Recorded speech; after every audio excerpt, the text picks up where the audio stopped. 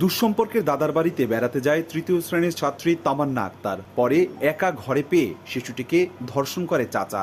ঘটনা ধামাচাপা দিতে হত্যায় সাহায্য করে দাদা। গলায় দড়ি দিয়ে লাশ ঝুলিয়ে সাজায় আত্মহত্যার নাটক। এ ঘটনায় চাঞ্চল্যের সৃষ্টি হলে তদন্তে নামে র্যাব।